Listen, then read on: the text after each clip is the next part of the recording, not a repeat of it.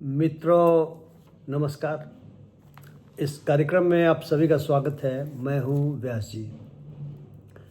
आज मैं एक ऐसे विषय पे बात करूंगा जो आप में से कई लोगों को नया लगेगा, लेकिन जो किताबों की दुनिया से अपना ताल्लुक़ रखते हैं और वर्ल्ड पॉलिटिक्स को और हमारे देश के इंटरनल पॉलिटिक्स को भी ध्यान से देख रहे हैं, शायद उन्हें ये कुछ नया नहीं लगे। खैर, आप में से जिनको नया लगेगा या जिन्हें नया नहीं लगेगा, उन दोनों के लिए मैं अपनी बात को रखना चाहूँगा। 1996 में एक किताब आई थी, शायद आप में से कुछ लोगों ने पढ़ी हो, the clash of civilizations and the remaking of world order. इसके जो लेखक हैं वे सैमुअल पी हंटिंगटन हैं, जो अमेरिका के एक बड़े मशहूर पॉलिटिकल साइंटिस्ट माने जाते रहे। आप में से जिन लोगों ने फुकुयामा का नाम सुना हो, जिसने कहा कि इतिहास का अंत हो गया, the end of history and the last man का जो लेखक था, उसके गुरु होते थे हंटिंगटन। इनके इस किताब में थीसिस है, जो थीसिस डेवलप किया उन्होंने 1992 से लेकर के लगातार। 1992 जो वर्ष है बड़ा महत्वपूर्ण है, क्योंकि 90 में सोवियत संघ का पतन हो चुका था, और जिसे हम कोल्ड वार कहते हैं, और जिसमें बाई पोलर वर्ल्ड हुआ करता था। दुनिया का एक हिस्सा अमेरिका के साथ, दूसरा सोवियत यूनियन के साथ। सोवियत यूनियन का वो हिस्सा बिखर गया और कहा जाता है उसके साथ ही कोल्ड वार की समाप्ति हो गई। तो थीसिस हंटिंगटन की कहती है कि कोल्ड वार की समाप्ति के बाद अब जो युद्ध होंगे या जो कन्फ्लिक्ट्स होंगे, जो टकराव होगा, वो देशों के बीच कम होगा, लेकिन जो सांस्कृतिक और धार्मिक पहचान है लोगों की, उसके बीच टकराहट बढ़ेगी। हम में से कई लोगों ने इस थीसिस को नकार दिया इस आधार पर कि देशों के बीच युद्ध तो बंद नहीं हो सकते। मार्क्स कहते हैं कि जो युद्ध होते हैं देशों के बीच में, they are politics in another form. अगर आपसी आंतरिक परिस्थितियां ठीक नहीं होती तो आमतौर से जो रूलिंग क्लासेस हैं वे युद्ध में जनता को उलझा देते हैं, ऐसा मार्क्स कहते हैं। और वर्ल्ड वार 1 जब हुआ था तो बात साबित हुई थी कि देशों के बीच में बाज़ारों के बंटवारे के लिए, खास करके एशिया और अफ्रीका के बाज़ारों के बंटवारे के लिए, जो साम्राज्यवादी शक्तियां थी और जहाँ पे मिलिटरिज्म भी बढ़ रहा था, जहाँ पे कथित रूप से राष्ट्रीय भावनाएं भी बढ़ रही थी, इनके कारण युद्ध हुआ। और वर्ल्ड वार 2 में भी एक और तत्व जुड़ गया इन तीनों के साथ साथ। वह तत्व था नस्ली घृणा का। हिटलर को लगता था कि जो जर्मन नस्ल है वो सर्वश्रेष्ठ नस्ल है, और जो शेष नस्लें हैं, खास करके इवन यूरोप की भी, वे नस्लें उससे कमतर नस्लें हैं और इन कमतर नस्लों को रहने का अधिकार नहीं है। इटली में भी इस तरह की भावना पैदा हुई और जर्मन और इटली ये इधर मिल गए और मिलिटरिज्म पैदा हुआ। आप जानते हैं कि जापान में, और जापान ने फिर पैसिफिक एरियाज़ में हमला करना शुरू किया, मंचूरिया पे हमला किया, वर्ल्ड वार 2 की शुरुआत हुई। लेकिन वर्ल्ड वार 2 के ख़त्म होने के बाद एक नया वर्ल्ड ऑर्डर आया, और इस वर्ल्ड ऑर्डर में 2 ध्रुव प्रभावशाली रूप से उभरे, और इन ध्रुवों ने एक तरीके से मिलिट्री अलायंसेस भी कर लिए। 1948 में नाटो की स्थापना होती है, और इस नाटो में पश्चिमी देश अमेरिका सहित शामिल होते हैं।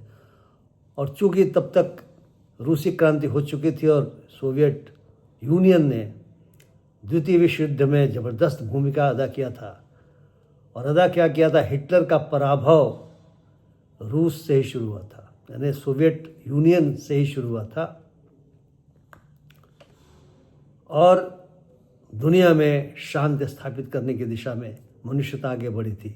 लीग ऑफ नेशंस फेल हो गया, यूनाइटेड नेशंस की स्थापना हुई, लेकिन 2 ध्रुव बने, एक नाटो के रूप में पश्चिमी देशों का, और फिर 56 में वार्सा पैक्ट के रूप में उन देशों का जो साम्यवाद को मानते हैं। चाइना को इसमें से अलग हटा दीजिए, चाइना उस समय तुरंत लिबरेट हुआ था, वहाँ पे कम्युनिज्म आया था माना जाता, लेकिन वो बिल्कुल अलग था। कुछ समय बाद चाइना और रशिया के बीच भी विवाद शुरू हो गए थे।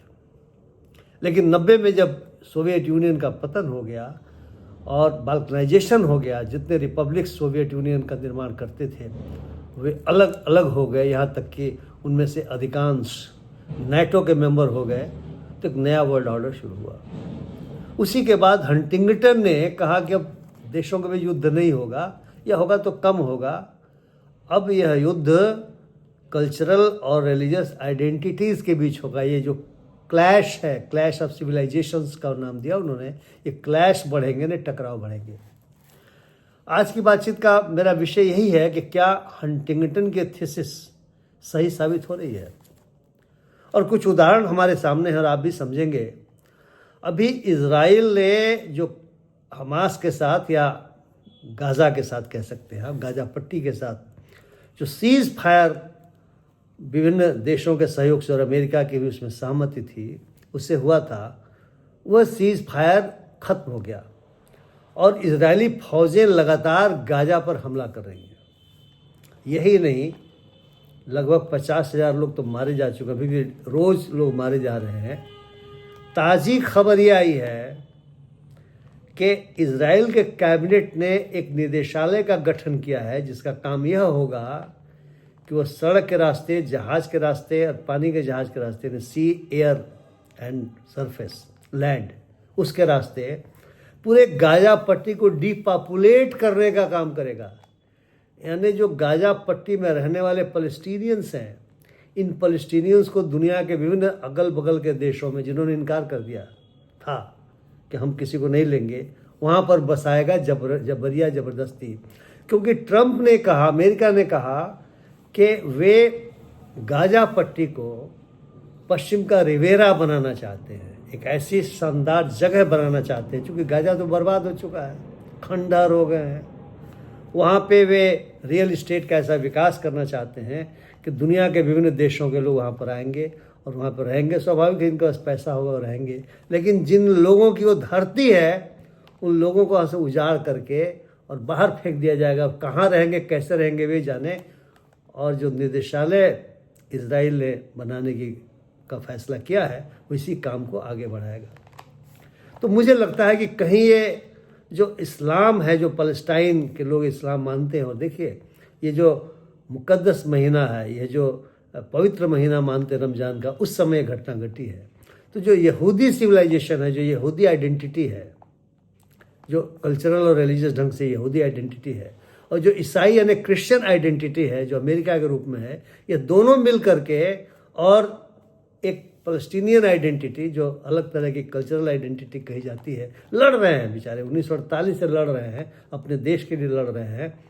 उनको डिपॉपुलेट करने, उनका कह सकते हैं कि उनके अपने पितृभूमि से उनको हटा करके फेंक देने की कोशिश कर रही है। तो क्या ऐसा तो नहीं है कि हंटिंगटन की जो थीसिस है कि ये जो टकराव है, यह टकराव सिविलाइजेशंस के बीच का टकराव हो गया है, जैसा कि उनकी थीसिस है, ये मुझे ऐसा आज बातचीत करते समय इस पर मैं विचार कर पा रहा हूँ, और आप भी इस पर शायद विचार करना चाहेंगे। ट्रंप ने इसके पहले कहा था कि वे रिवेरा बनाएंगे और इजराइल उनका समर्थन करने जा रहा है। ट्रंप ने भी कहा था कि अगर जो कुछ जो बचे हुए थे, जो बंधक नहीं छोड़े जाएंगे, तो hell will break on Palestine, on Gaza पट्टी। That hell has broken already. बम चल रहे हैं। आईडीएफ जो उसका है, डिफेंस फोर्सेस, उसकी पैदल सेनाएं मार्च करके लोगों को मार रही हैं, अस्पताल को उड़ा दिया, ख़त्म कर दिया, और दुनिया चुपचाप देख रही है, कोई नहीं बोल रहा है। यूनाइटेड नेशंस तो वैसे असफल हो चुका है, क्योंकि यूनाइटेड नेशंस का एक wing, international court of criminal justice ने जिनोसाइड मानते हुए कि जो कुछ हो रहा है इजराइल के द्वारा, जो किया जा रहा है, हालांकि हमास ने जो भी किया था उसने गलत किया था, लेकिन जो उसके प्रतिकार के रूप में करने की बात कही जा रही है, और जिस तरीके से पूरे पैलेस्टीनियंस को बर्बाद किया जा रहा है, उसे जिनोसाइड मानते हुए इजराइल के राष्ट्रपति को युद्ध अपराधी घोषित किया था। लेकिन अमेरिका की सरकार ने उस आईसीसी को, क्रिमिनल कोर्ट ऑफ जस्टिस को ही नकार दिया है, क्या फालतू है। यूनाइटेड नेशंस को भी नकार दिया है। और जो अब देख रहे हैं कि बहुत सारे देश अमेरिका के हाँ में हाँ मिलाते हुए कह रहे हैं कि यूनाइटेड नेशंस तो तटस्थ नहीं रहा, वो तो, क्योंकि यूनाइटेड नेशंस को जो चीज़ दिखाई दे रही है वो दिखाई दे रही है, सबको शायद वो दिखाई नहीं दे रही होगी। उन्हें बच्चों की और महिलाओं की चीखें जो पलस्टाइन में हैं और मारे जा रहे हैं सुनाई नहीं पड़ती। तो ये मुझे लगता है कि क्या जो इज़राइल के द्वारा जो हमला किया जा रहा है वो क्लैश ऑफ सिविलाइजेशंस है और ये कॉन्फ्लिक्ट उसी दिशा में आगे बढ़ा है। दूसरा, जो यूक्रेन और रशिया के बीच का जो युद्ध है, यूक्रेन और रशिया सोवियत यूनियन के साथ में थे, लेकिन स्वाभाविक है भाषा अलग है, यूक्रेनी राष्ट्रीयता अलग है और रशियन राष्ट्रीयता अलग है। और पूरा पश्चिम, हालांकि अभी अमेरिका इनके बीच में सीज फायर कराने के लिए लगा हुआ है, अपने कारणों से लगा हुआ होगा, लेकिन पूरा पश्चिम जिसकी संस्कृति बिल्कुल अलग रही है, जिसकी कल्चरल आइडेंटिटी शुरुआती दौर से ही वेस्ट के रूप में रशिया से अलग रही है, वे यूक्रेन का साथ देकर के नहीं चाहते कि वह युद्ध उस रूप में बंद हो जिस रूप में अमेरिका और रूस चाहते हैं। वो अपनी शांति सेनाएं भेजने की बात कह रहे हैं। शांति तो नाम के लिए शांति होगी। अब सोचिए, वो चाहते हैं कि लड़ाई चलती रहे। अब अमेरिका को क्या सूझा, वो रशिया के साथ अपनी दोस्ती कर रहे हैं। तो एक तरफ ये इंटर सिविलाइजेशनल दोस्ती भी हो रही है और दूसरी तरफ वेस्ट के साथ एक फॉल्ट लाइन भी है। हंटिंगटन इस बात को भी अपने इस थीसिस में डालते हैं कि इंटर सिविलाइजेशनल सहयोग भी हो सकता है और कॉन्फ्लिक्ट भी उसके आधार पर हो सकता है। तीसरा, जो टैरिफ वार शुरू हो गया है, ये टैरिफ वार भी मुझे लगता है कि हंटिंगटन किसी थीसिस के अनुसार हो रहा है, क्योंकि जो देश एक्सपोर्ट कर रहे हैं वे देश कहाँ के देश हैं? एशिया के देश हैं। भारत है, चाइना है, वियतनाम है, यूरोप के भी कुछ देश है, यूरोपियन यूनियन है। और टैरिफ बढ़ाने की जो धमकियां, तो कनाडा तक में धमकी उन्होंने दी है। कनाडा का इतिहास और अमेरिका का इतिहास अलग अलग रहा है। कनाडा में फ्रांसीसियों का कब्जा था और वहाँ से वो आज़ाद हुए थे, और अमेरिका में अब जानते हैं ब्रिटेन का कब्जा हुआ करता था। तो ये जो टैरिफ वार जिसे हम कह रहे हैं, कहीं यह भी तो कल्चरल और रिलीजियस आइडेंटिटीज़ के बीच का कॉन्फ्लिक्ट नहीं है। कम से कम कल्चरल आइडेंटिटीज़ के बीच का तो कॉन्फ्लिक्ट लगता ही है, या इंटर सिविलाइजेशनल कॉन्फ्लिक्ट तो लगता ही है, जो हंटिंगटन कह रहे हैं। जो चौथी चीज़ दिखाई दे रही है पूरे वेस्ट में और अमेरिका में भी, एक एंटी इमिग्रेंट सेंटिमेंट्स कायम हो गया है।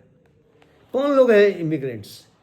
अमेरिका तो इमिग्रेंट्स का देश माना जाता है, लेकिन आज की तारीख में जो इमिग्रेंट्स वहाँ पर भी हैं, जैसे जो इलीगल तरीके से आ रहे हैं वो अलग बात है, लेकिन जो लीगली हैं, जिनको ग्रीन कार्ड मिला है, जिनको H1B वीज़ा मिला है, वहाँ का वाइस प्रेसिडेंट कह रहा है कि वो भी अपना अधिकार न समझें कि उन्हें अमेरिका अपने पास रखेगा ही।